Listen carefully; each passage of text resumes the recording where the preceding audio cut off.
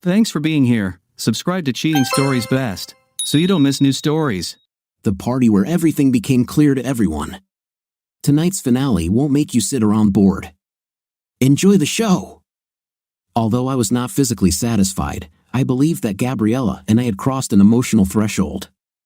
This young, beautiful, inexperienced girl had shared her without anything body with me. I wanted it to be longer and fuller, but I also felt like I understood her better now, and it satisfied me in a different way. There was only one thing that bothered me: she never explained what had happened the previous weekend. With these thoughts in mind, I carried out my duties at the Santos spa for a week. My concentration levels were mixed, and on several occasions, Lydia had to speak more forcefully to me to get my attention. I heard Lydia repeat that the parts for the boat would be on the ferry. Also, the masquerade party would be in a week on Saturday. "We have a lot of work to do before that," she said. On Friday night, I was eager to see Gabriella. I arrived at the tavern a little after 8. It was crowded there. Even in the short time I had been on Santos, I noticed a growing influx of European tourists, many of whom were buying and decorating small cottages all over the island. At about 9 o'clock, I saw Gabriella, John, and Eve entering the tavern.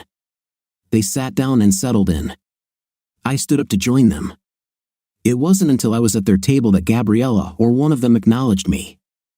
I greeted the group, and John gave me his seat. This was not the greeting I expected. Over the past week, Gabriella and I had developed both physical and emotional intimacy in our relationship. I didn't feel the same closeness today, at least not yet. She smiled at me and was definitely friendly, but nothing felt intimate. We talked about everyday things, and one of the topics was the masquerade party. Everyone seemed excited and looked forward to this event. I didn't pay much attention to the party talk. I was really looking forward to some alone time with Gabriella. In a quiet moment, I suggested we go for a walk. I said it quietly, but Eva heard me. She said something to Gabriella quickly and quietly in Greek, which I didn't understand. Instead of answering, Gabriella put her hand on mine. I felt that electricity again from her touch. She held her hand there for a moment, patted my hand twice, and then removed it. Something was wrong that night, I just didn't know what. Eventually, they stood up as a group to leave. I told Gabriella that I would accompany her. She smiled at me reassuringly and took my hand. We walked behind the others, and some of the intimacy we had experienced last week returned all too quickly. We arrived at the door of John and Eve's house. Gabriella turned to me and gave me a warm kiss on my lips. As I hugged her tighter, she gave me another quick kiss and hurried inside. "See you at the masquerade," she said, standing in the doorway. "It's going to be an exciting night." She gave me one last smile and then disappeared into the cottage. I was confused when I returned home. There were moments when our connection was obvious, but I never felt the full closeness that we experienced last week. I decided to be more directed in this relationship, starting with this masquerade that everyone talked about so much. It had been a busy week. Lydia had a long to-do list throughout the spa. I noticed a large truck with several workers outside Kanakis' house, probably preparing and decorating it for a party. Leon asked that the boat be repaired by the weekend. Lydia told me, "I'll bring you the materials this afternoon." When did I become a marine mechanic? I thought with irritation. The guy certainly had enough money to bring a mechanic from the mainland. Well, okay, I thought, I'll get to the boat soon enough, along with a long list of other things I needed to do. By late afternoon, I had finally completed most of my tasks and was upside down in the Hermes V engine bay, trying to install the regulator. This turned out to be more difficult than I initially thought. Installation was easy, but the part that needed to be installed was in an awkward location. I heard someone walking on the deck of the boat while I was lying in the compartment, and I heard my name called. It was Grigos, who was looking for me. "Devin," he began, "there's a message for you from the mainland. It's in your apartment." What? I thought. I wonder what this is about. I decided to take a break from working on the engine and deal with this unexpected message. When I returned to my apartment, I saw a document taped to my door. It must have come by ferry, and then someone delivered it in person. Strange, I thought. It's a lot of effort. I read the document. It was from DHL Air Express. It stated that I had a registered letter delivered to a post office box that I had been instructed to create on the Greek mainland at Manassas. I read the brief document, and it did not provide any information about what the letter was or who sent it. As I sat in my small kitchen trying to understand this strange document, Grigos looked in on me. "All the laundry is done," he smiled and told me. "Lydia is looking for you too." "Laundry?" I thought, and then I remembered the covers for life jackets. I had to take them to Hermes at some point. One more thing that needs to be done, I thought. I left my apartment and saw Lydia almost running towards me. "Devin," she began, slightly out of breath. "There's a leak in the women's shower outside the yoga studio on the second floor. It's an emergency." I turned and walked into the building next to mine, which I had set up as a workshop. I grabbed my tool belt, some extra wrenches, and some caulk. Lydia led me to the plumbing problem. It turned out that the repair was quite simple but time-consuming. I had to turn off the main water valve to work on the leak. As soon as I saw the problem, I fixed it and then rebuilt the tile wall, which had to be dismantled to gain access. The only positive thing was that 3 women who did not notice the out-of-service sign entered the shower room without clothes. I got a pretty good look at some nice breasts. By the time I finished, it was starting to get dark. I met with Lydia. The masquerade was tomorrow, and we still had a lot to do before the event. Lydia and I prioritized projects. They were all on the 3rd floor where guests were supposed to pass through. Although I was exhausted, I went to the tavern that night, hoping to see Gabriella. There were times when I felt happy and confident in our growing relationship, but there were other times when her mysterious behavior made me doubt her true feelings. I sat down at the bar and waved to Maria, Gina, and their friends. Gabriella, Eve, and John had not arrived yet. I knew I needed to go to bed early. There was a lot to do tomorrow before the big party. I was still hoping to see Gabriella. A little after 9 o'clock, I felt a hand on my shoulder. I quickly turned around, thinking it would be Gabriella, but no, it was Eve. "Devin," she smiled and greeted me. I looked around, expecting to see Gabriella next to her, but she was alone. "Gabriella couldn't come tonight, but she wanted to give you a message," Eve said. I was disappointed, but I hid my feelings and simply nodded to Eve, wanting to hear Gabriella's message. "She wants to make sure you're at the masquerade tomorrow night," Eva told me. "She told you to look for her. She will be in a red fox costume." Eve then smiled, nodded once, gave me a brief hug, and left. I sat there with mixed feelings, excited by the message from Gabriella and the thought of spending a lot of time with her at the party. But I was also confused. Why did Eve have to deliver the message? I was still getting mixed signals from Gabriella, and it was starting to irritate me. With the whole masquerade business, everyone seemed too concerned about it, and of course, Lydia was stressing me out with all this preparation for the big party. Should I have worn a suit? The closest thing I had was a welding helmet. Later, while walking home, one of my issues was resolved. There was a cardboard box tied with rope on my doorstep. My name was printed on the box in black. Returning inside, I opened it. It was a suit of purple satin with a black mask, like Zorro's, covering my eyes and nose. There was also some kind of cap with ends and bells. This all seemed a little strange to me, but I was exhausted and had a big day tomorrow before the event. I didn't spend much time thinking about the costume. The next day, Saturday, Lydia and I got together and made a list of projects that needed to be completed. There was a lot of activity at the spa, with various vendors preparing for the big event. Finally, around 5 o'clock in the evening, Lydia announced that we were done for the day. "Go home, rest, but be here by 7 o'clock. Leonid will be performing at that time," she told me. I took a shower and had a nap. Shortly before 7 o'clock, I began to put on my suit. It looked ridiculous, but it seemed to fit me: large puffy sleeves and wide legs, a black mask, and a cap with many sharp points and a bell on each. I thought I'd seen something like this in books, but I didn't know what the costume was supposed to represent. There were many people in elaborate costumes at the event on the 3rd level. Food and several bars were set up there, and there were also waiters passing glasses of wine and champagne on trays around the crowd. I took one as a stream of people walked up and down the wide stone steps to Kanaki's house on the 4th level. I had dined there a few times but never ventured far into the estate. I was curious, but most of all, I was looking for Gabriella in a red fox costume. I scanned the crowd for something similar to that.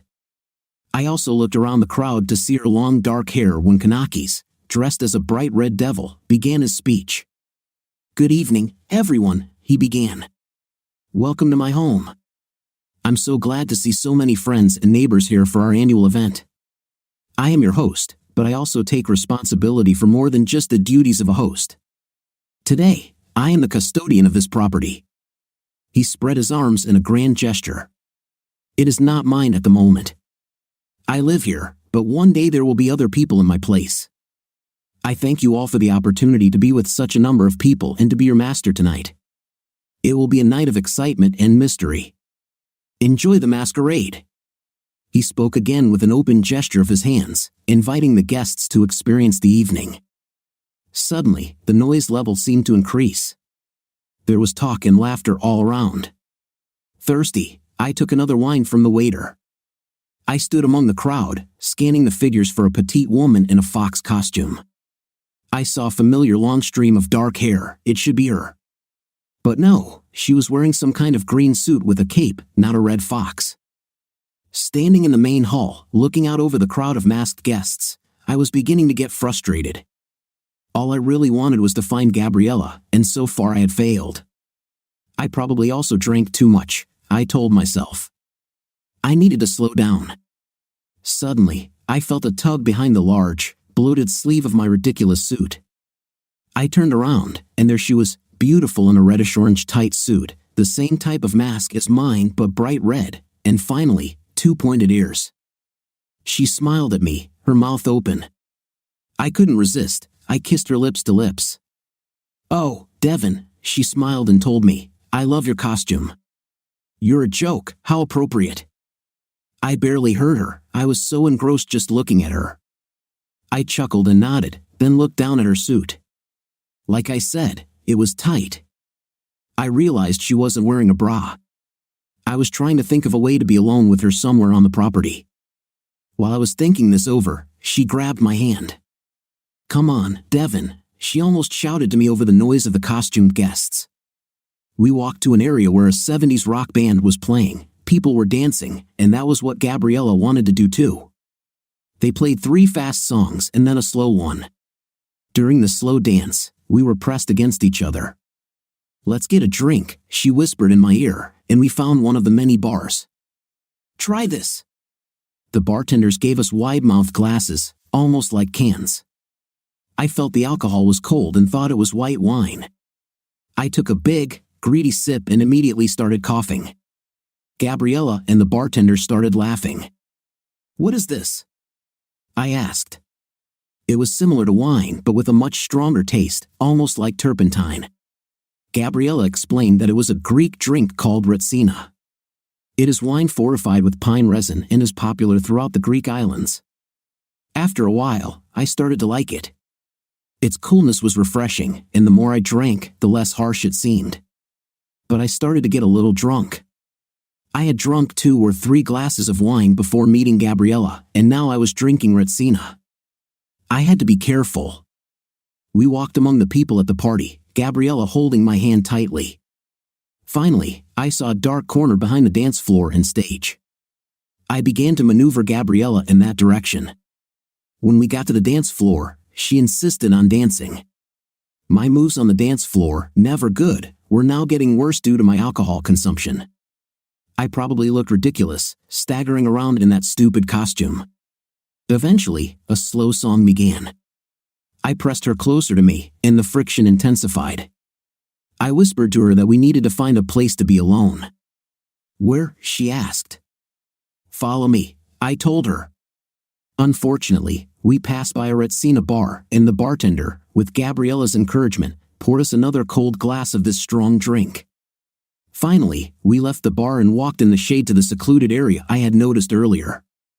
I had to be really careful. I was on the verge of intoxication, but I was so happy to be with Gabriella that my intoxication and the party atmosphere took me to another level of consciousness. We slipped around the corner to an abandoned area outside the party. I kissed her, and she responded. I started to remove her mask, and she objected. "No, please leave it on." "This is a masquerade," she smiled and said. We continued to kiss. Her hand stroked me through the surface of the velvet suit. I vaguely remembered putting on that stupid suit. It was a series of zippers and fasteners. Trying to get without anything so close to a party didn't seem like a good idea. Even in my nearly drunk and intimacy-aroused state, finally Gabriella took a step back. "Devin, later." "We'll have time later, but I want you now," I told her urgently. "Sometimes in life we don't always get what we want when we want it," she said, adding, "This is one of the lessons of life." With a sigh, I accepted the situation, knowing that we would be together at the end of the evening. We joined a large group in the central courtyard where the entertainment was taking place on a small stage. A magician performed various tricks. In one corner, it looked like there was a fortune teller. Next to her was a juggler in a clown costume. At some point, Gabrielle whispered to me that she would be back soon. A few minutes later, a rough hand wrapped around my shoulders, almost knocking me off my feet in my weakened state. "It's Kanakis," he thundered. "Devin, my good man. How are you? Are you enjoying yourself? How do you like our masquerade?" He asked these questions quickly, without expecting answers. "Come on, my friend. I want to show you something," he told me. When I protested weakly, not wanting to leave Gabrielle, he assured me we wouldn't be gone long. I agreed. In fact, I was curious about what he wanted to show me. Kanakis, holding me by the elbow, led me inside a large villa. There were people in suits in the spacious entrance, but as we went deeper into the estate, the number of people decreased. We came to a wide door with wooden beams. Two young men stood on either side of the door, muscular and bare-chested, with metal cylinders on their wrists. Oddly enough, each one held a spear. Even in my intoxicated state, it seemed like a ridiculous affectation. With blank expressions on their faces and full of seriousness, they were either security or part of the party decorations. Kanaki smiled and opened the door. Immediately beyond were stone steps that descended steeply into the lower level of the building. At the bottom of the stairs was another wooden door that opened into a medium-sized room with several rows of chairs facing a wide theater curtain. The air in the underground room was slightly cooler. Kanakis invited me to sit directly in front of the center of the curtain. He motioned for me to sit down, and as soon as I did, an attractive dark-skinned young woman dressed as Cleopatra brought out a silver tray with glasses and an unlabeled bottle of greenish-clear liquid. "Devin," Kanakis began, acting as the good-natured host, "I want to share a few things with you. This is my little gallery." With these words, the curtain parted, revealing a stage, but it was dark, and I couldn't make out the objects behind it. I heard people coming in behind me, filling the rows of chairs. But first, a toast to the evening. Kanakis poured 2 small glasses of liquor that the young woman had brought. He handed me one, raised his glass, and drank it down. He winced as he swallowed and then looked at me. I knew I was on the verge of intoxication, but his hospitality was hard to refuse. I drank it. Despite my intoxication, my senses became sharper. I turned to Kanakis to ask him what it was but found that I could not speak. "Ah, yes, my friend. It's a liqueur made from wormwood. It's called absinthe, but we also call it the Green Fairy." It was hard to describe why, but I thoroughly enjoyed the effect of the Green Fairy. "Now, Devin, the show begins." I heard a faint rustling behind me and looked back to see the 2 bare-chested guards standing behind me. At that moment, a spotlight illuminated a sculpture on the stage in front of me. It was a classic female without anything, the head was missing, and one of the arms was broken off. Kanakis told me it was made in the 7th century by a Greek sculptor named Papillus. Soon, several more valuable works of art were shown on stage. I had never been a big fan of art, but somehow, perhaps because of the absinthe, I was captivated by the show. Then the curtain closed, and the stage lights came on. "One more toast," my host suggested, and we both drank more Green Fairy. Gradually, the curtain opened again. I felt movement on stage, but in the darkness, I could not understand what was happening. The drink made me hyper-attentive and alert, while at the same time giving me a pleasant physical lethargy. Soon, the figures on the stage began to slowly appear. It became clear that they were having a night. The woman receiving it was a dark-skinned girl who had brought us the absinthe. Gradually, the background lights slowly illuminated more of the space. There were people lined up in the background of the stage, and they were in various states of costume or undress. Even in my inebriated state, I was fascinated by the live intim. "Look, Devin," I heard Kanaki say. I watched as a small group of people observed a couple copulating. Suddenly, I saw Gabrielle, no longer in her fancy dress, standing with the group. She was wearing a sheer, almost see-through nightgown, the stage lights illuminating her body. Visually, she was without clothes. I started to stand up but felt Kanaki's strong grip on my forearm. I also noticed the two muscular guards with spears flanking me. I had no choice but to sit and watch the show. I tried to make eye contact with Gabrielle to somehow communicate with her. What happened? Was she forced to be here? I wanted to protect her, of course. Her inexperience with intimate would be shocked by this spectacle. She looked at me, her expression blank. The pleasant intoxication from the absinthe had now disappeared. I was worried about Gabrielle's safety. I felt my heart speed up. I looked at her, trying to somehow reach her, and suddenly one side of her shirt came unfastened, revealing her bare chest, the same breast that I had caressed not more than an hour ago. Then, a hand came up to grab her. I looked at the person next to her. To my shock, I recognized him. It was the disgusting Amir. Suddenly, I saw a small smile on her face, as if encouraging his caresses. I couldn't believe that my beautiful, innocent Gabrielle was the same person I had seen on stage. It was obscene. Suddenly, the lights on the stage went out, and the curtain closed. I tried to get up, but all my strength left me. One more act, Devin, and this little show will be over. More green fairy. Kanaki's poured us both a glass, and for some reason, I drank it. I then tried to get up, walk away, and find Gabrielle, but as soon as I stood up, both guards walked toward me, holding sharp spears threateningly. "You better stay seated for the final part," Kanaki's told me. What options did I have? We were sitting in the dark, and I heard more people entering the room. I must have lost consciousness for a moment. No wonder, the combination of wine, rum, and the green fairy would intoxicate anyone. Just the absinthe alone would be enough.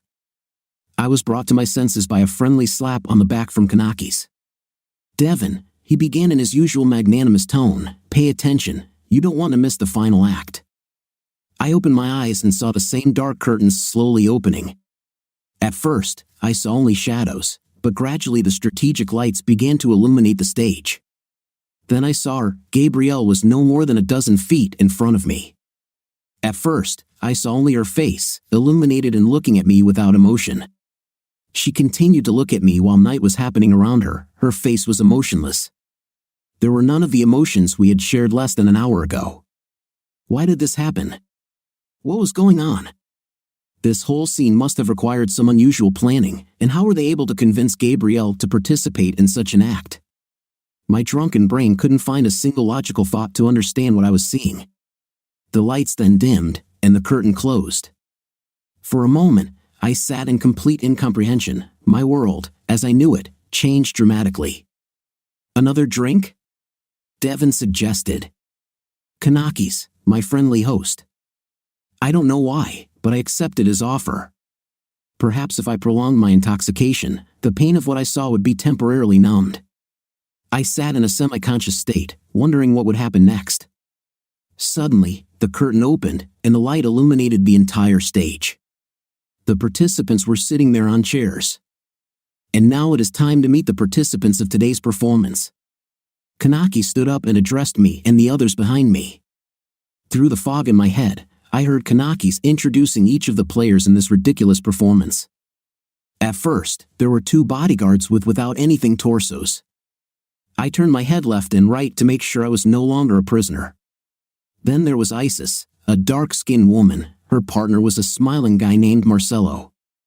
He introduced several others, including the bulky Amir. My attention was weakening, the alcohol was taking its toll. And of course, you know the star of our show, Gabrielle Tufas. Kanakis unnecessarily introduced her with a smile. Then Gabrielle, in her sheer robe, stood up without embarrassment, smiled at me and those behind us, and bowed to the audience. There was a playful smile on her face. "Oh, and Devin, I have one more surprise too," Kanaki said. He then turned to the people on stage and gestured to the figure in the wolf costume to his right. The wolf took a few steps forward toward the center of the stage, and with those words, he took off the head part of the suit. When I saw who it was, I literally shook my head in disbelief. It was impossible. If you've ever met someone in a completely unexpected place, you know how confusing it can be. Multiply those feelings by 100, and that's what I experienced. It couldn't be who it turned out to be, the one who had just had an intim with Gabrielle. It was my former father-in-law, Long. I tried to get up but fell into a group of chairs. The combination of panic and complete intoxication made it impossible for me to stay on my feet. Devin, please sit down," Kanakis told me with false goodwill. "There are a few things I need to explain to you. Here, take a deep breath, no more green fairy for you." He then laughed. "You see, Devin, Long is an old friend of mine. I made my money in the financial sector in Southeast Asia. Long and I have known each other for many years. As you may know, Long is completely devoted to his family, especially his daughter, your ex-wife, May." At that moment, Kanakis nodded toward the back of the stage, where a familiar figure in a green suit with long dark hair stood. It was May, my ex-wife, watching me at my lowest point, embarrassed and confused. At least May had the decency to look away from my tragic humiliation. And when you decided to divorce Long's daughter, it upset him greatly. He was unhappy that you, an outsider, disrupted the harmony in his family. Long felt it necessary to teach you a lesson. You upset me greatly, and it affected their entire family. Long knew that I often put on our little shows here, so to speak, and asked for my help. I gladly offered my help and attracted the charming Gabrielle, an amateur actress. Gabrielle stood up again and curtsied. She had a big smile on her face. "So, Devin, you became part of the fun too. Maybe you were wondering about your costume. You wore it well. You, my friend, are a buffoon with your clumsy attempts at seduction. Gabrielle and I had a lot of laughs at your expense. The show is over for today, the masquerade is over. I only have one piece of advice for you, Devin. There are times in life when we realize that we do not control our destiny. At this moment, it is best to accept our fate and not waste energy on something that should not have happened." Kanakis then stood up, and with the movement of others, the participants in the performance began to leave. "The show is over, Devin. Please don't rush to leave, it's a steep road to your place." With these words, he left. Darkness. Severe pain in my head. Confusion. Where am I? Slowly, very slowly, consciousness penetrated my brain. Through half-open eyes, I discovered that I was in my small apartment in the spa. I moved carefully, my head was throbbing, and there was pain behind my eyes. My stomach didn't feel good either. I turned over, and something hard pressed into my back. This was the least of my inconveniences at that moment. Gradually, but surprisingly clearly, I began to remember the events of the previous night. The first image in my mind was of my ex-father-in-law with Gabrielle. And then, I almost snapped out of this thought, the look in her eyes when intimate brought her pleasure. For a moment, I was taken back to our nightly skinny dip on that secluded beach. Is it possible that they could have been spying on me this whole time? My head was spinning from incomprehension. Various images and thoughts popped into my mind like knife blades, wounding me psychologically. I replayed the evening in my head, which had seemed like normal night-out activities with a girl. Then Gabrielle said she'd be back soon, and Kanakis pulled me in. Everything had seemed normal with Gabrielle, and now realizing that this was all some kind of vindictive prank made me feel like an idiot. I fell back onto my bed. I'd never felt so bad. It was worse than when I lost Samish Meadows. I lay there, immersed in my shattered worldview, beginning to doubt many things in my life. Suddenly, a wave of fatigue washed over me, and I collapsed onto the mattress again. The hard object I had noticed earlier pressed into my back again. I turned onto my side and reached out to remove the object. Then I saw it. What was that doing in my bed? I carefully picked it up and examined it. It was a pistol, a revolver, to be precise.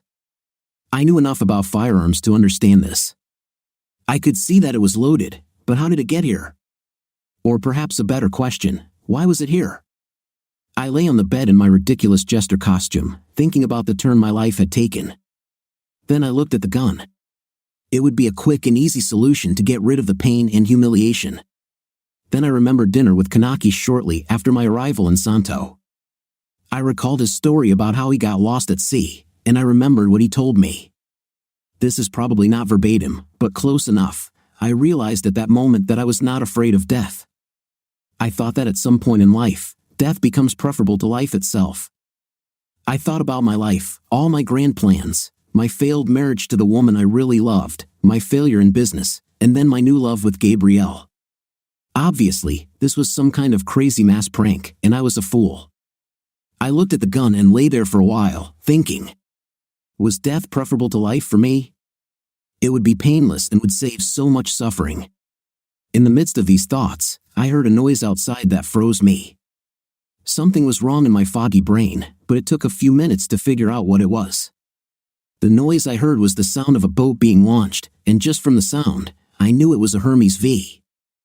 I warned Lydia and Kanakis that the boat was not ready for use, and in fact, it would be dangerous even over a short distance. Slowly, I stood up, my head throbbing. I hesitantly approached the window. It was far away, but I saw them, 4 figures, Kanakis, Long, my ex-wife May, and finally Gabrielle. It was clear what was happening.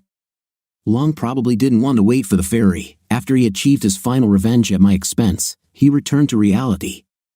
He needed to get back to running Trans-Pacific. May and Gabrielle were also in a hurry to leave Santo. I quickly walked toward the door, or at least as quickly as I could in my current state. I should have warned them, but then I stopped. What was my obligation? I had already warned Kanakis about the problem. Then I thought about those people on the boat. What do I owe them? I imagined myself walking down the dock, dressed as a jester, screaming and waving my arms as they laughed at me and sailed off to the mainland. This thought froze me. I stood looking out the window, my moral compass conflicting with my anger at all 4 of them. Then the boat accelerated, moving away from the pier. I stood there, grappling with the same moral question. Could I have stopped them? Did I want to stop them? I looked around the small apartment, and the first thing I did was throw out the ridiculous suit.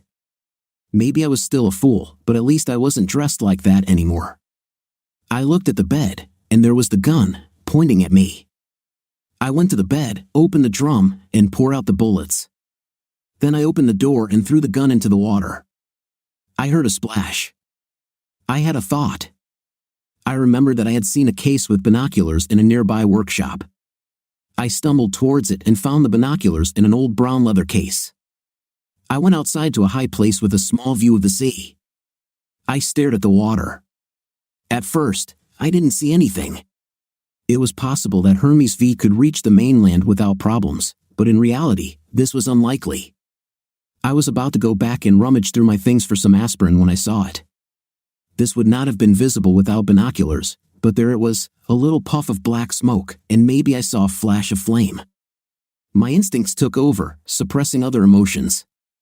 I knew that the unpredictable and small Greek Coast Guard would not be the answer to this problem.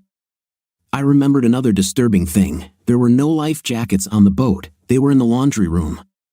This thought pushed me into action. I had to do something. I looked around and suddenly remembered a potential solution, a jet ski. Would it work? Could I reach them with my help? Could we put out the fire? I ran as far as I could in my condition to the pier. I checked the jet ski, it had a full tank, and the keys were in the ignition. I tried to start it, and it shook and died. I played with it a bit and tried again. This time, it ran a little longer but still didn't start. I pulled a few more levers and tried again. This time, it started. I untied the jet ski and, with binoculars around my neck, headed towards the smoke. Several times, I had to stop and use my binoculars to get back on course. The rough seas made my nausea worse but didn't slow me down. I thought I would get to Hermes, and the 5 of us would put out the fire. I would stay with them on the jet ski while they waited for a tow from the Coast Guard. For a moment, the anger and desire for revenge receded. These people needed help. But when I was finally in sight of Hermes, everything was worse than I expected. Visible flames engulfed the back of the boat. The fire extinguisher was near the engine compartment, but they had no way to get it. I saw May and Long clinging to the high side of the boat. Kanaki sat on the tilted bow. Gabrielle was next to Hermes, keeping her afloat. The only thing that kept the whole boat from catching fire was that the burning rear part was submerged in the water. As soon as they saw me, everyone started waving. I quickly assessed the situation. There was no chance of saving the boat or using it as a flotation device for 4. The mechanically unpredictable jet ski could accommodate a maximum of 2 people, and I was not noble or stupid enough to sacrifice myself for any of them. Now we had a moral choice. Which of the 4 should we save? "Devin, help!" they all shouted right away. Long was the loudest and most assertive. "You must save me. We will send help to the others." "I demand it." Long shouted. I noticed that May was silently looking at her father as he commanded my help. It didn't take much analysis to realize that he had just sentenced his daughter to death to save himself. "Devin, my friend, I need your help here." Kanaki shouted to me. "Please, I'm begging," he added, his voice shaking. The boat tilted, and May's grip on the side broke. Now she was floating next to the boat. "Please," Gabrielle told me quietly. She looked at me with her beautiful eyes, the eyes that I loved. I hesitated. Just a day ago, I would have given my life to save Gabrielle. Suddenly, the image of her having a night with Long in a wolf suit surfaced in my brain. With a quick dash, I reached out, and pulled her onto the jet ski. Kanakis broke down and began to beg me to leave May and take him to safety. I saw him desperately clinging to the nose of Hermes and thought about how he had manipulated me for his own pleasure. "You know, Kanakis," I said, "someone once gave me advice that went something like this. There are times in life when we realize that we are not in control of our destiny. In these moments, it's best to accept your fate and not waste energy on something that shouldn't have happened." With that, I quickly turned around and sped back towards Santo with May, unsure if the jet ski could handle the extra weight. The screams of the others on the boat faded away as we moved further away. It took several days to talk to the local police and the Greek Coast Guard. At first, I was viewed as a suspect, but as details emerged, that perspective changed, and many considered me a hero for saving at least one person. I explained to them that I had woken up to the sound of a boat leaving the dock. I had no way to contact them, so I watched through binoculars. When I saw the first signs of fire, I followed them on a jet ski. My hope was to help them put out the engine fire. However, once I got there, there was no chance of saving Hermes V or using her as a means of escape. Fortunately, both Lydia and Grigos confirmed that I had warned them about the dangers of a broken boat. All my actions were corroborated by the Coast Guard and local authorities, and there were no criminal charges. It was considered a tragedy. Many months later, I could hardly believe it, so much had happened. Some of it was bad, but this news was different. It was so good. I was going to become a father. My wife was pregnant. Finally, my life seemed to be going in the right direction, and now this news. I was delighted. But I guess I should go back and fill in some of the details of this story. The following Monday after the tragedy on Hermes V, Lydia called a meeting of the spa staff, which included me. I didn't plan what would happen next in my life. I just assumed that I would be relieved of my duties at the spa. Despite the humiliation and negative experiences in Santo, I realized, after deep reflection, that I loved living here and really didn't want to leave. At the meeting, Lydia's message to the staff was, regardless of the circumstances befalling Mr. Kanakis, work will continue as usual until further notice. We continued our normal routine, and I still met with Lydia in the mornings as usual, completing whatever projects were required for that day. I continued to receive my small salary, which was automatically transferred to my bank account. Suddenly, in the middle of the spa renovation, I remembered a message that I had a registered letter from the mainland. I was curious about what it could be. I agreed with Lydia to take Friday afternoon off. I took the midday ferry from Santo to the mainland at Marnes, arriving around 2 o'clock in the afternoon. I headed to the post office. I opened my mailbox, and there was only one letter, a registered letter with the return address of Trans-Pacific Financial. As I opened the envelope, I began to realize what it probably was, and I was right. It was a check. A big check. They must have sold the Samish Meadows property, and here was my share, $533,854. Suddenly, I had several options. Life in Santo returned to something that could be called normal. Gradually, I started going to the tavern on weekends again. Strangely, I never saw John or Eve there again. They seemed like such familiar visitors, but besides them, all the same people were still there. I found some comfort in this familiar environment. Over time, I noticed that business at the spa began to slow down, fewer people, less work for me and Grigos. Rumors began to spread. Was the spa on the verge of closing? I began to think about my options. Even though I loved life in Santo, I didn't have a long-term career here. I started to consider returning to the USA. I even began researching different franchises to buy. It was the equivalent of buying myself a job. Some options looked interesting, and I definitely had the money for it, but I was not ready to leave this beautiful island. As business at the spa continued to slow, there was no leadership aside from Lydia. Some spa staff began to leave, and there were fewer guests and much less work. One afternoon, I was sitting in the store, doing nothing, when Grigos entered. "Devin, will you help my aunt fix the door?" After some thought, I agreed. Grigos and I took an old store truck and drove to the village to visit his elderly aunt. She showed me the problem. The hinges were loose, and the door would not close properly. With Grigos' help, we fixed the door, and it began to close. Aunt Lena gave me a pie as compensation. I told her there was no need, but she insisted. The pie was amazing. It started out slow at first, but then I began receiving more requests for help, first from the locals of Santo, and then gradually from wealthy European holidaymakers who owned second homes in Santo. One day, after renovating one of the holiday homes, Grigos said to me, "Devin, rich Europeans have a lot of money, you need to charge more." I quickly realized the economics of this situation. Locals paid what they could, but tourists paid full price and didn't seem to mind. Grigos and I soon started a small side business, which was helpful, as business at the spa was drying up. We did the necessary work at the spa but spent most of our time on side jobs.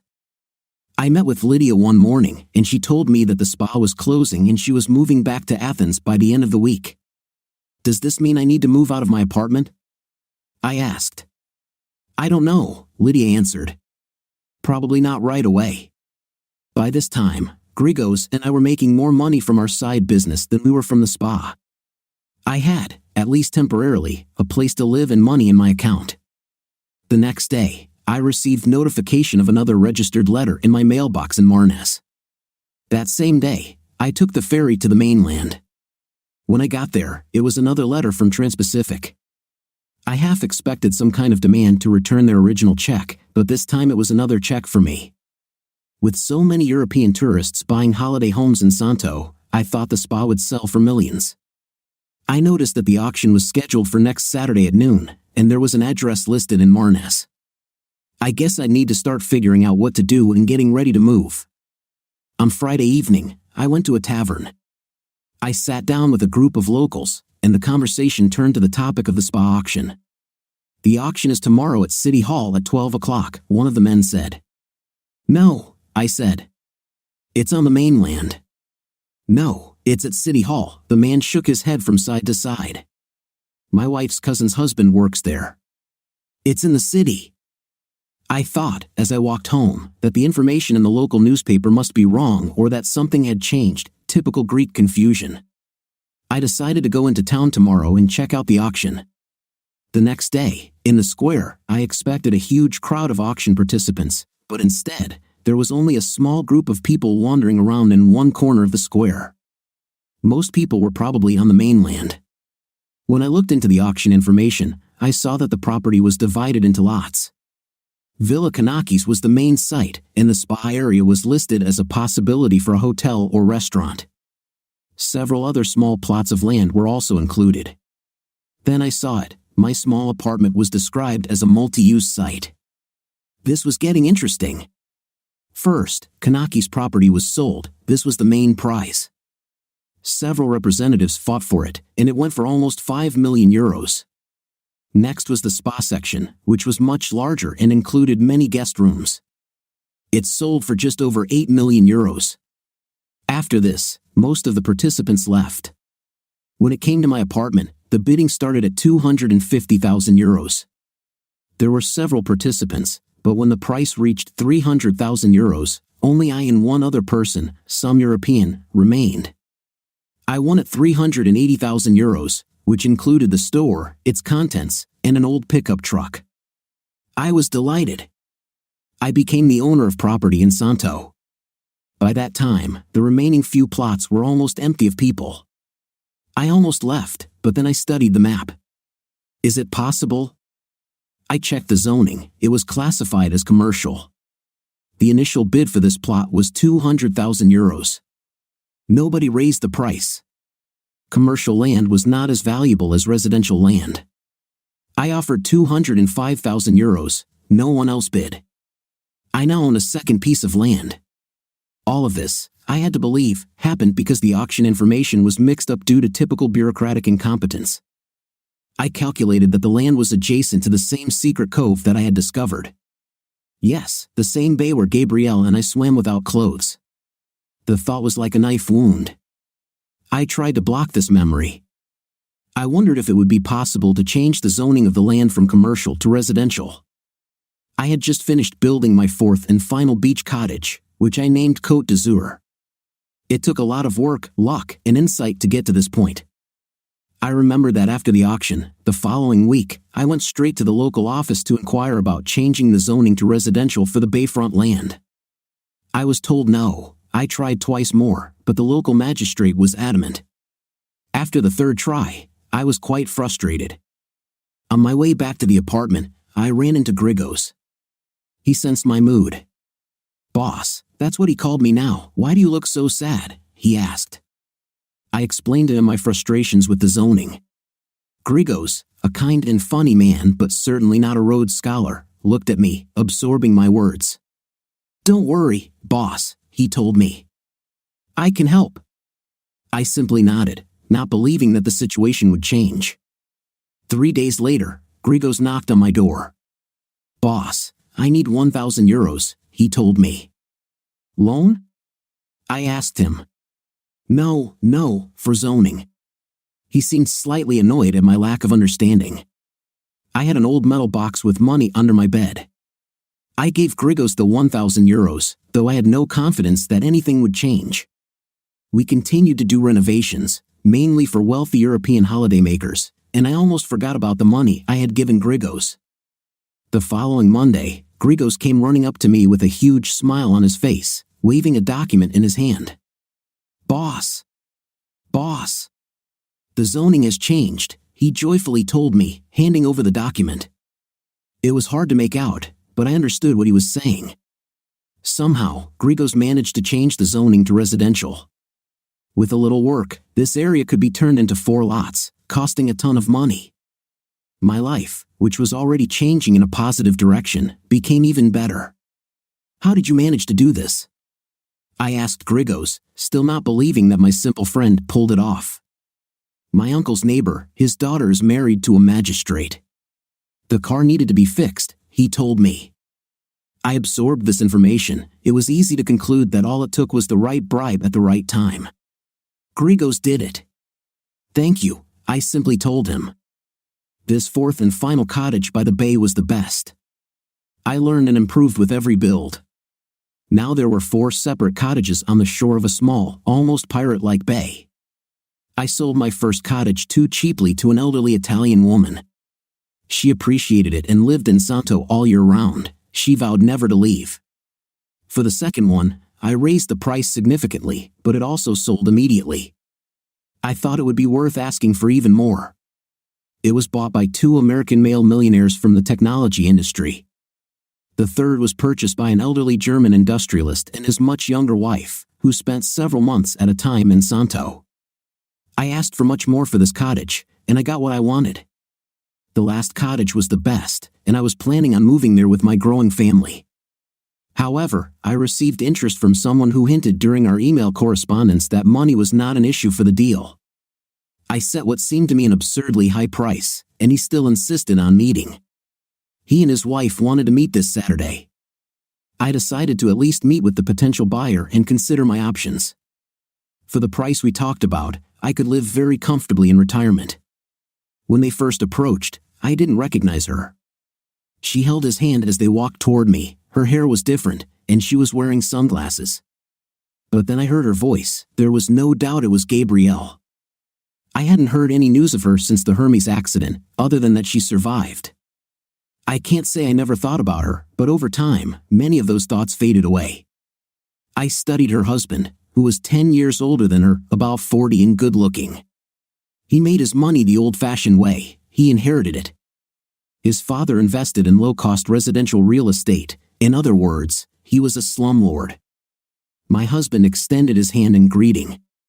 Dana Senitz, he smiled as we shook hands. "This is my wife," he said. "Gabrielle? Is that you, Devin?" Gabrielle interrupted her husband, looking at me. I stood silently, not saying a word. Gabrielle hugged me, but my arms remained woodenly pinned to my sides. "Do you know each other?" Zenitz asked, smiling but confused. "Oh yeah," Gabrielle replied. "Devin and I met a while ago and spent one summer together. We had fun." My face remained indifferent, but inside, my emotions were seething. We had fun? It certainly wouldn't end in what I would call fun. "Would you like to see the cottage?" I asked, changing the subject. Gabrielle looked at me with furrowed brows, noting my lack of warmth upon meeting. We toured the cottage, and I pointed out all the features. Gabrielle and her husband seemed impressed and very interested. "The view is amazing," Zenitz said, asking to see access to the beach. I had built an accessible path down to the bay. When we got to the sand, Gabrielle took off her shoes, and we all walked down to the water. "I remember this beach," Gabrielle said with a slight smile, looking toward me. I ignored her and turned to Zenitz, saying I would return to the cottage. A few minutes later, they returned to the house with big smiles on their faces. "Devin," Zenitz began, "we are interested. It will be a wonderful addition to our main house in Athens and our apartment in Paris." "Oh, Danny," Gabrielle said enthusiastically. "I love this house. I really want it." Her gaze slid from her husband to me.